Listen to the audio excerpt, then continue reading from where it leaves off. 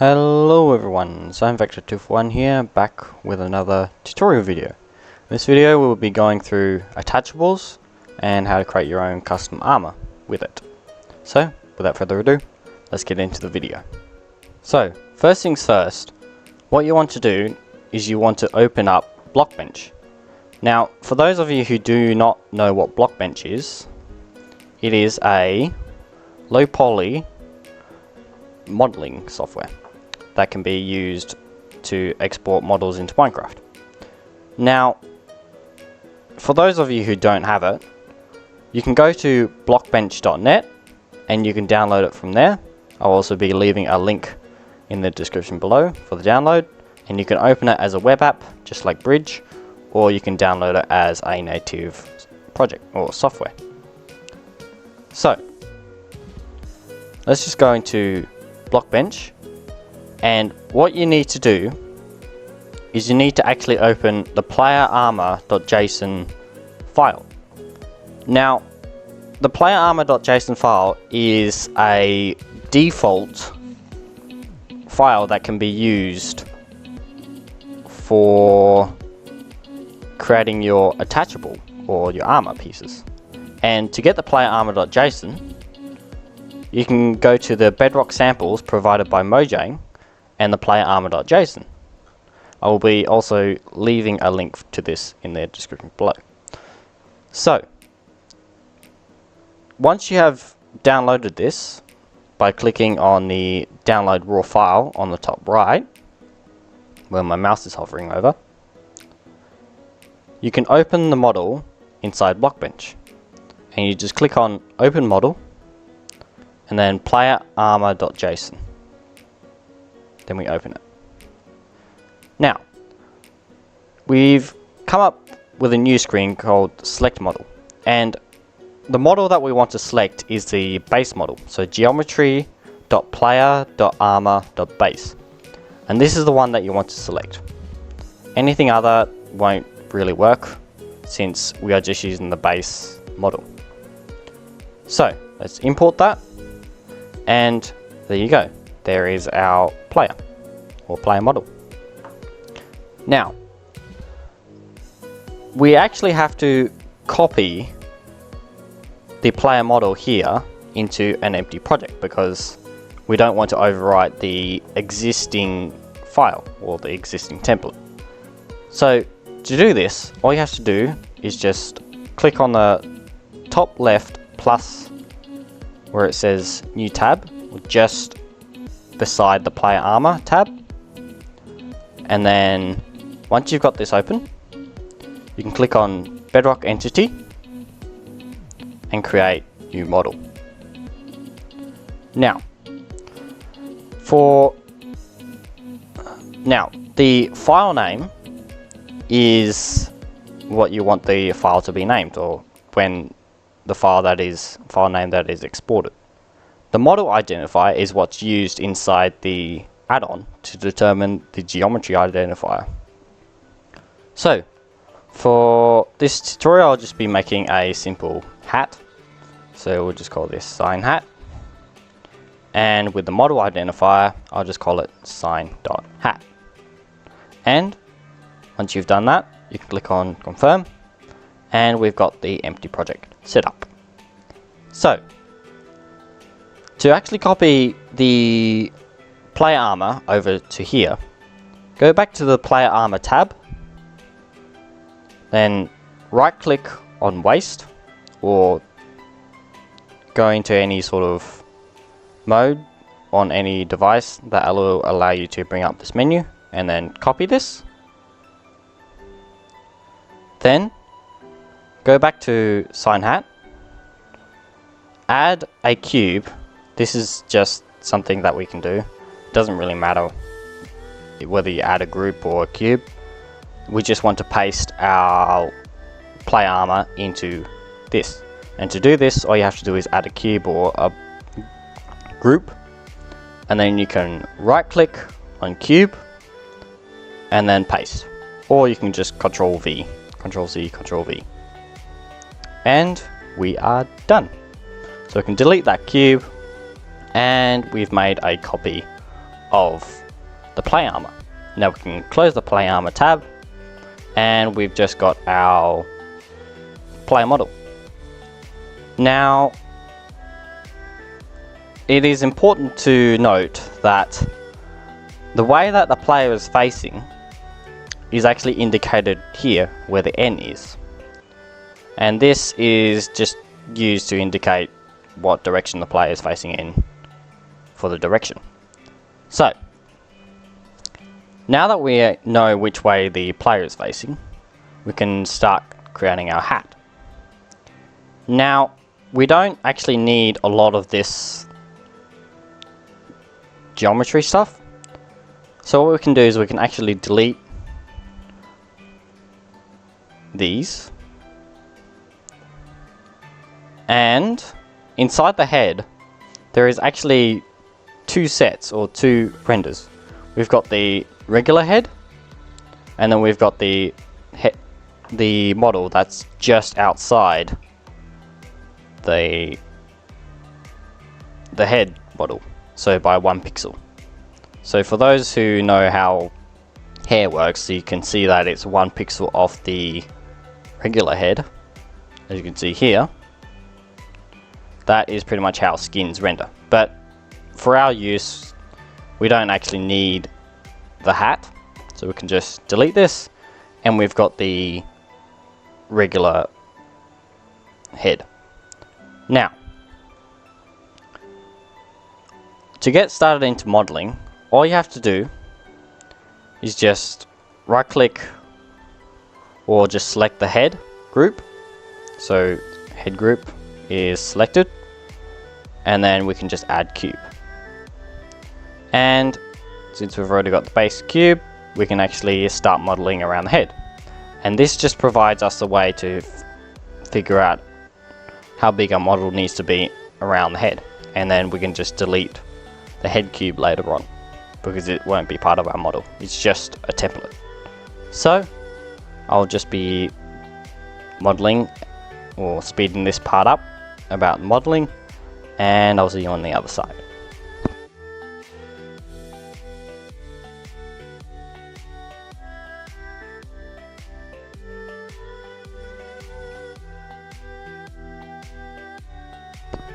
Now, after you are done with your modeling, just like me, what I did here, you can go ahead and delete the head cube, and you are left with the model of your hat or attachable. Now, one important thing to note is if you want your attachable to move with the head, you must keep it inside the head group. If you want it to move with the waist, you must, or the body, you must keep it in the body group, which is here. But for our use, we'll only be using the head group, and the hat will just follow along with the head, or the player head. Now, we need to actually add a texture to the hat. And to do this, all you have to do is on the top right, you can click on paint, and then on the middle left, on the second button from the left, you can create a texture. Now, we'll just name this texture whatever we want, so I'll just be doing the same name, except I'll just add the texture to it.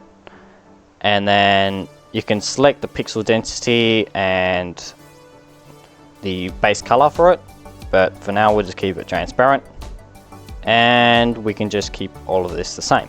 So let's click on confirm, and BlockBench has generated an image template for us. So we can actually start painting on this, and you can just use a paintbrush, paint bucket, whatever you need to use. Now I'll just be speeding this part up on the painting side, and I'll see you on the other side as well.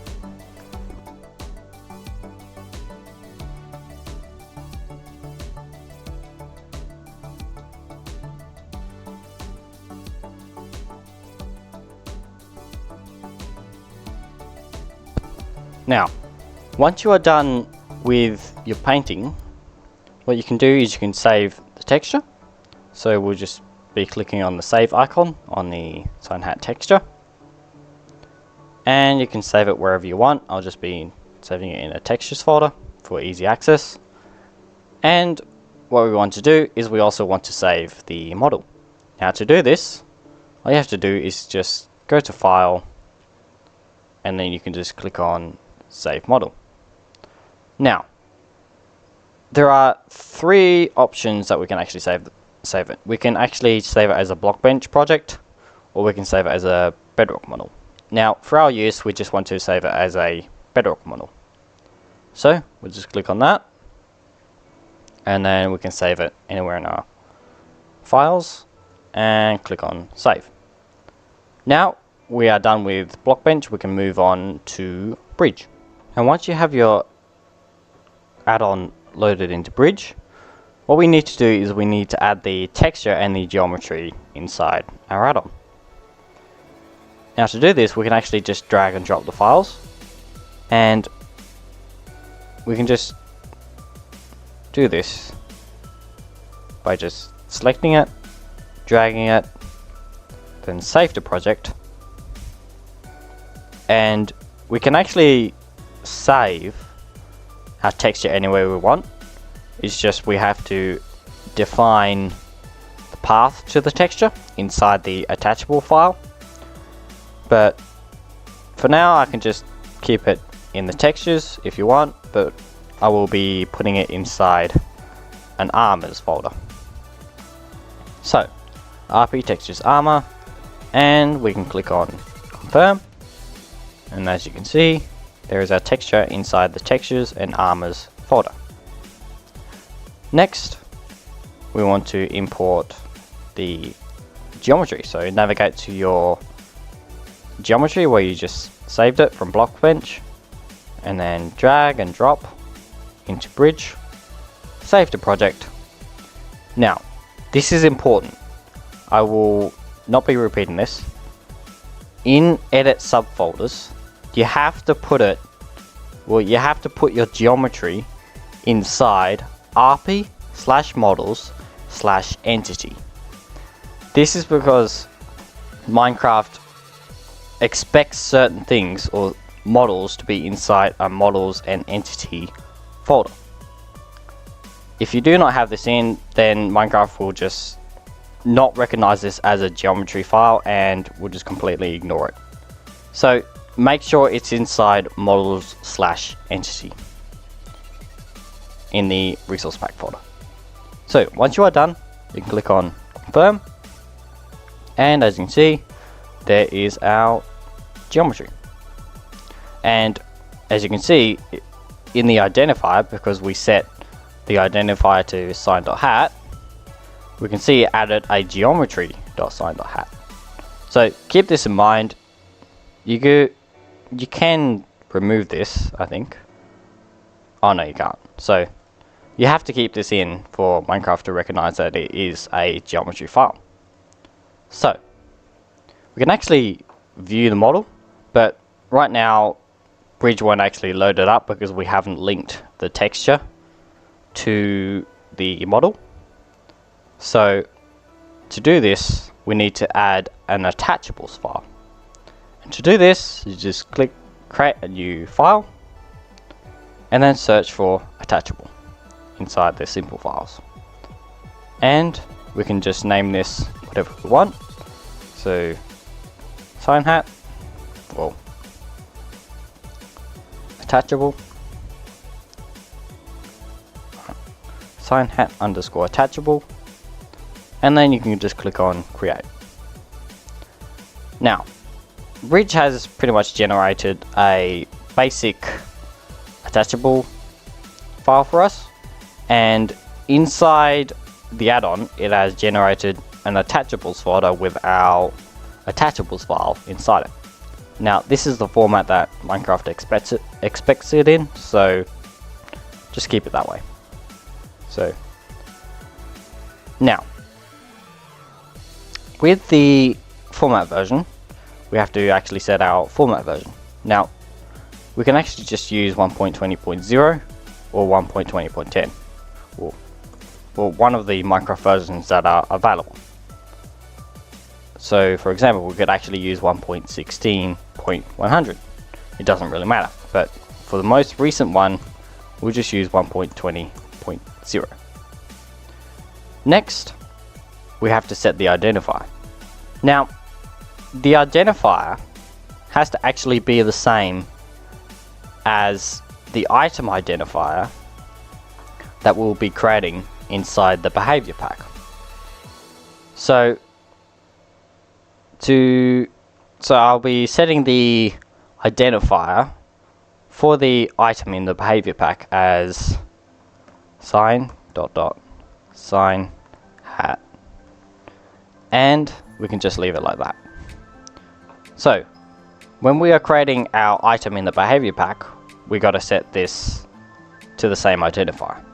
If you don't have this set to the same identifier, then Minecraft will not be able to see that the attachable and the item are actually linked up.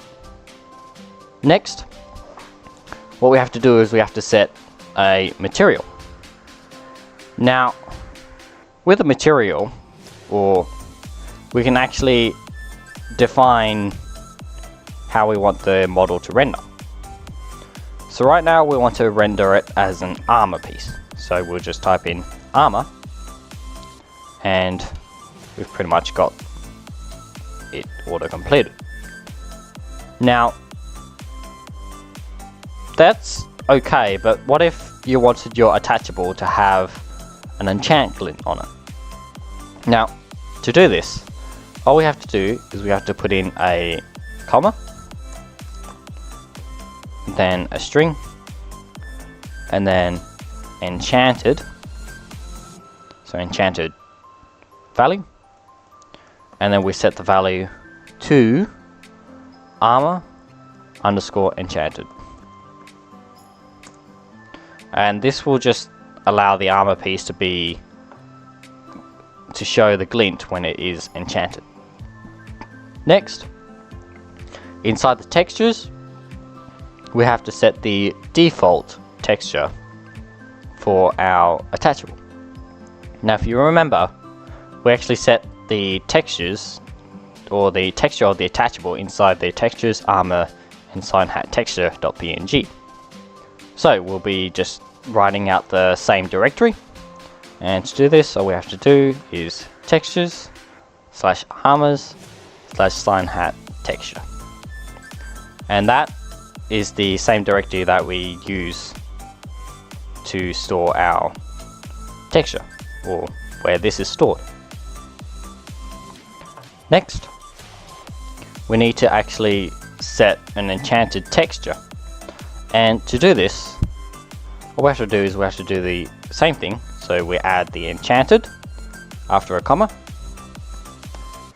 Now, but the texture that we use is different, and the texture that we use is we have to actually type it out manually, because this is actually inside the Minecraft game and it's not actually inside Bridge. So to do this, we have to type out textures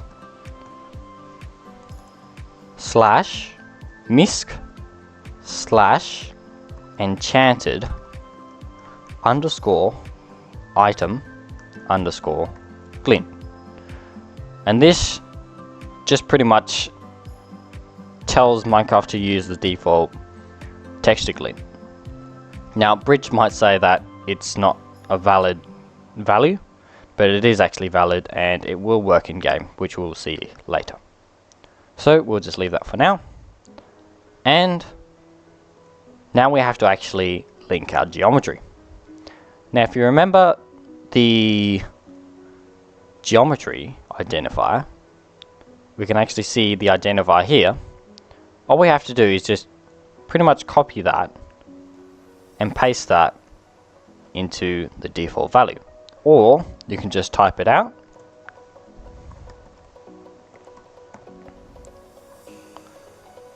and there is our geometry, and that has to be the same identifier as what we have here.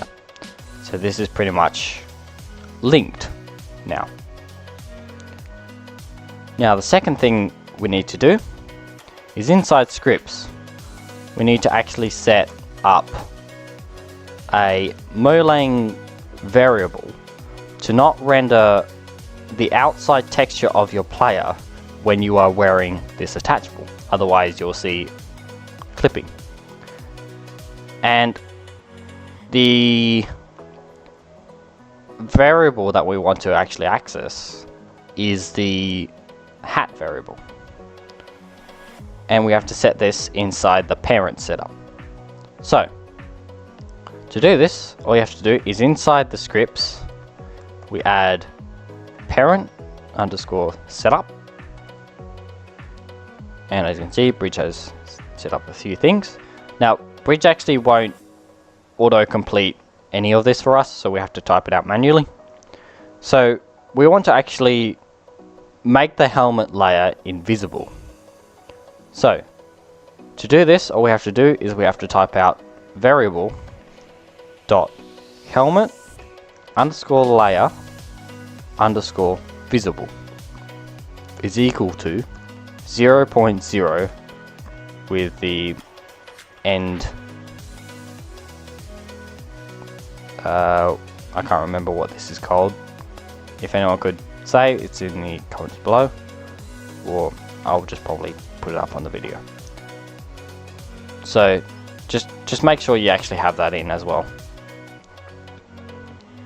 So now the last thing we need to do is we need to set a render controller. And there are a lot of render controllers that Minecraft does offer, but the one that we want to use is just a default one, or the item default one. So all we have to do is we have to type out controller.render.item underscore default. And this is pretty much all you have to do, and you are done with your attachable. Now, there are other things that you can do, and you can run animations, or you can query geometry. There's a few other things that you can do. So say for example you wanted to run a hat that spins or has a rotating propeller above the hat. You can do that inside the animations, and then you can link up an animation to your attachable.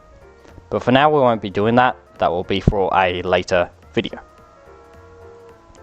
Next, we need to actually create our item. And we need to make it so the item is actually wearable inside the play inventory. Now, same as before, we just click on New File, Blank Item. Now, if you remember, we have to set the same identifier for the item that we actually set inside here. Now, since Bridge automatically fills in our prefix, all we have to do is just type in sign hat. So, we just click on blank item, then the same identifier, which is sign hat for me, and then the display name. So this could be whatever you want. So let's click on create, and as you can see, Bridge has created the item for us. Now, to make this item wearable, what we have to do is we have to add the wearable component. So we just add a comma, then wearable component, and then we can set a dispensable value. This just makes it so our attachable is dispensable, or the wearable item is actually dispensable from a dispenser. So there could be a redstone aspect to adding an item, or adding the hat to the player. If you don't want it to dispense onto a player, or a dispenser onto a player, you can just set this to false. But for now, we'll just set this to true. Next, we've got to add the slot. Now, this just defines what part of the player that we're actually attaching to. And the slot that we want to attach to is the head. So slot.armor.head. Now, that is all we pretty much need to do, but we can add a few extra things which I will be doing here. So, next thing I will be adding is the armor. So, the armor is pretty much we'll be able to let you set up a protection.